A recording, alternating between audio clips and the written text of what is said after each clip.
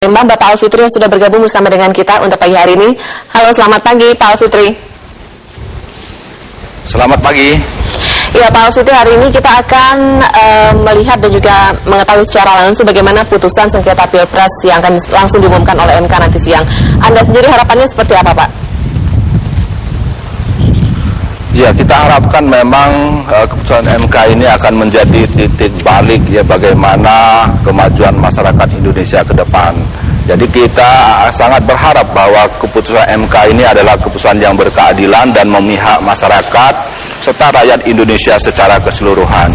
Nah, kalaupun di dalam sidang MK itu ya penuh pembuktian ya, ke depan itu kita melihat memang MK merupakan keputusan yang sangat final ya, artinya pada saat MK sudah memutuskan seluruh masyarakat Indonesia, semua komponen masyarakat Indonesia hendaknya bisa mematuhi dan bahu-membahu untuk memikirkan Indonesia ke depan, karena keputusan MK ini ditunggu oleh masyarakat Indonesia dan dunia internasional.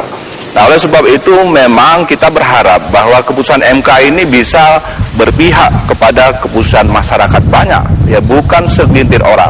Karena Indonesia ini adalah negara besar dan Indonesia adalah negara hukum yang memang harus mematuhi semua konstitusi. Nah, apapun yang diputuskan MK ya harus kita bisa menghormati ya. Penghormatan terhadap keputusan MK ini adalah bagaimana semua pihak itu bisa menerima. Nah, tunjukkan negarawan dari masing-masing calon untuk bisa ya memberikan, kalau bisa beri ucapan selamat ya setelah keputusan MK ini. Saya kira ini yang lebih arif, lebih menunjukkan sikap kenegarawan seperti yang ditunjukkan oleh para tokoh-tokoh nasional kita masa lalu ya, bagaimana dia begitu berbesar hati untuk menerima ya ke semua keputusan walaupun keputusan itu tidak berpihak kepadanya, begitu. Oke, baik. Terima kasih Pak Alfitri sudah bergabung bersama dengan kami pagi hari ini. Ya. Ya, tadi sudah ada Pak Iwan dan juga Pak Alfitri dari Palembang. Kalau memang kita berbicara sejalan dengan topik kita untuk hari ini menyambut putusan berkeadilan, ini sebenarnya berkeadilan untuk siapa, Bung Tommy? Karena bagaimanapun juga ini semua pihak selalu mengatasnamakan atas nama masyarakat Indonesia. Ya, keadilan untuk kepentingan kita dalam membangun demokrasi dan berkepentingan bagi kita untuk kemudian berjalan ke depan membangun bangsa dan negara ini. Sekali lagi, pergantian kepemimpinan nasional itu sebetulnya hanya proses untuk membawa Indonesia menjadi lebih baik. Dan apa yang terjadi itu persaingan di dalam pemilihan presiden bukan hanya sekedar untuk membuat kita berbeda, tetapi kita justru harus semakin kuat. Justru kita semakin makin kokoh. Yang menarik Elvita menurut saya seperti yang dikatakan oleh Pak Alfitri tadi, sebetulnya yang harus kita bangga, bangsa Indonesia itu sudah menjadi bangsa pembelajar. Kalau kita lihat sekali lagi proses pemilihan presiden yang sudah 4 kali kita laksanakan, 3 kali yang bahkan secara langsung. Kemudian kita melihat bahwa Mahkamah Konstitusi menjadi bagian dari proses penyelesaian itu sejak 2004, 2009, sekarang 2014. Yang tahun 2014 ini lebih luar biasa sekali. Apa yang luar biasa dibandingkan dengan sebelumnya, Alvita? Semua proses perselisihan pemilihan presiden ini itu dilakukan secara terbuka, ditayangkan oleh semua media. Semua masyarakat bisa melihat apa dinamika dan segala macam proses yang terjadi. Bahkan kemarin, Elvita, media dipersilahkan untuk melihat bagaimana 9 hakim konstitusi itu sedang bekerja untuk melakukan permusyawarahan untuk menetapkan apa kesepakatan mereka terhadap perselisihan hasil pemilu ini. Kan belum pernah kemudian MK seterbuka seperti sekarang. Nah, kalau kemudian ini sudah terjadi, prosesnya sudah kita lihat, marilah kita menerima apapun hasilnya, supaya sekali lagi kita kan tidak bisa menghabiskan energi hanya untuk hal-hal seperti ini. Iya. Kalau kemudian para calon presiden itu ketika kampanye mengatakan saya ingin membangun Indonesia yang kuat, apa artinya membangun Indonesia yang kuat, Elvita? Seluruh warga bangsa ini harus bekerja untuk tujuan-tujuan produktif. Kalau setiap hari hanya berdemo, berapa man hour, Elvita, yang kita buang hanya sekedar untuk melakukan aksi unjuk rasa? Berapa man hour yang harus kita sekarang keluarkan untuk mengerahkan 21.000 polisi dan 23.000 Tentara Nasional Indonesia menjaga stabilitas kita. Sementara akhir tahun depan, ya 2015, kita akan menghadapi masyarakat ekonomi ASEAN. Apakah kita akan terus gontok-gontokan, berselisih, ya kan, berseteru, menyelesaikan sesuatu yang tidak ada habis-habisnya, sementara di luar ada sebuah tantangan yang kita hadapi dan semua bercita-cita membuat 240 juta rakyat Indonesia itu hidup lebih sejahtera. Ini yang saya kira harusnya kita tempatkan di dalam konteks itu. Jadi kalau dikatakan apa yang dianggap sebagai kemenangan dan keadilan itu bagi bangsa dan negara ini. Karena kita punya cita-cita yang jauh lebih luhur. Ya kan, saya selalu katakan, pemimpin itu akan datang dan pergi. Ya kan, sekarang bahkan paling lama 10 tahun. Pak SBY sudah 10 tahun terpaksa tidak bisa mencalonkan kembali dan akan ada pemimpin baru. Tetapi bangsa dan negara ini, Elvita, dia tidak pernah akan kemana-mana. Dia akan tetap menjadi bangsa Indonesia. Ini yang seharusnya menjadi kesadaran kita. Mudah-mudahan, ya kan, Pak Prabowo ini dan kubunya mendapatkan pencerahan, ya, bahwa orang seperti Pak Prabowo itu kan luar biasa. Ya. Dan medan pengabdian beliau itu kan tidak harus menjadi presiden. Yang selalu saya katakan, Elvita, peran dari seorang presiden dan peran dari seorang penjaga kebersihan itu kontribusinya sama. Ketika dia bisa bekerja dan memberikan manfaat pada lingkungannya.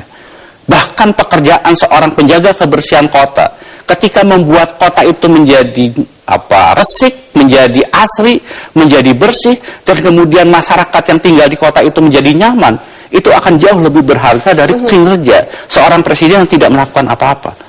Inilah Elvita yang kemudian kita jangan mereduksi bahwa seakan-akan kalau tidak jadi presiden, saya itu tidak bisa memberikan kontribusi apapun. Setiap warga bangsa ini mempunyai peluang untuk memberikan kontribusi yang sama untuk membuat Indonesia yang lebih baik. Ya, pengabdian itu bisa dalam berbagai macam cara. Betul, harus menjadi pemimpin. Tidak saja. perlu kita ngotot, ya kan? Mudah-mudahan, ya kan, banyak kan tokoh-tokoh agama yang selama ini berbicara mengenai mendukung Pak Prabowo untuk menjadi presiden. Sekarang kesempatan juga para tokoh-tokoh agama itu memberikan pencerahan kepada Pak Prabowo bahwa manusia itu harus bisa bersyukur. Jangan-jangan jalan tidak jadi presiden itu adalah jalan yang lebih baik, karena kita tidak pernah tahu apa sebetulnya yang akan diberikan oleh Tuhan Yang Maha Kuasa kepada kita dalam perjalanan hidup kita. Oke, baik. Kita masih memiliki satu segmen lagi, nanti kita akan berbicara lebih lanjut tentang topik kita untuk hari ini, tapi kita akan jeda dulu pemirsa, tetaplah bersama dengan kami.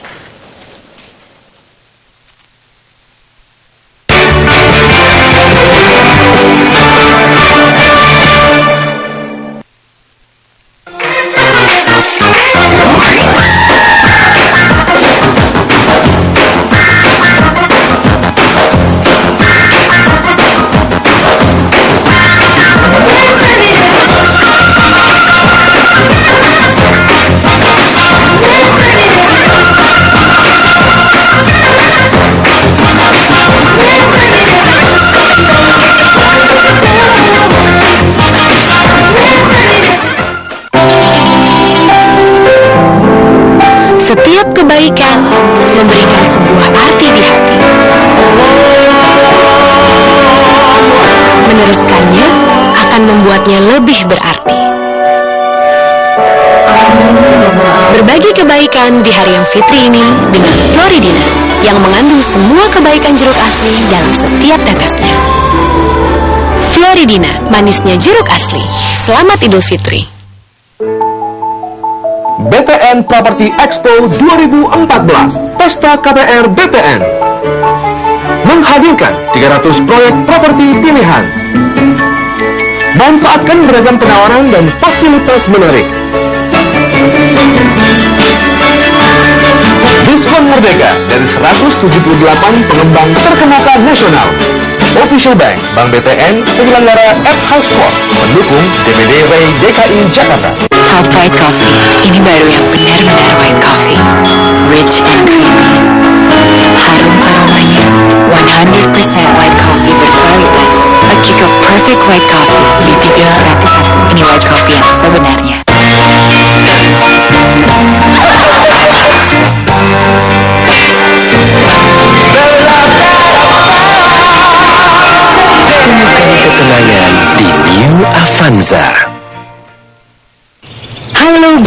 coklat dengan rasa coklat Belgia yang paling enak.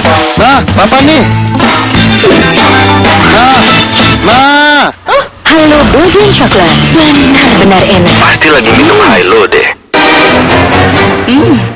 Belum pesan juga. Bingung pilih menu? Hidup sehat? Bila perlu minum Omepros. Omepros kombinasi omega 3, 6, dan 9 membantu mengurangi lemak darah. Omepros, suplemen sehat membantu mengurangi lemak darah. Omepros. Bapak-bapak join ke lantai atas. Oh, ke atas. Aduh, lututku. Oh, nyeri sendi. Join Herbal aja. Join Herbal membantu meredakan nyeri sendi dari awal. Join Herbal.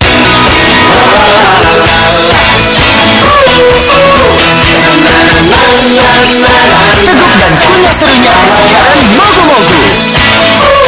Mogu-Mogu, you got it too. Mogu-Mogu.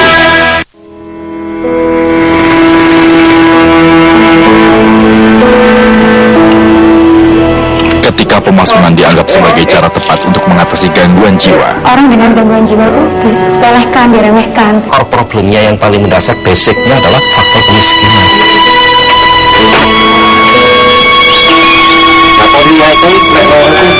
Belenggu besok jam 11 malam.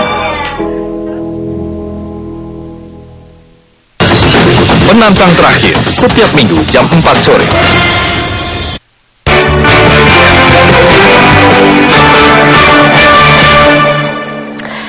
Ya, kita masih di bedah editorial Media Indonesia, kita masih membedah menyambut putusan yang berkeadilan. Oke, kalau misalnya kita berbicara tentang kualitas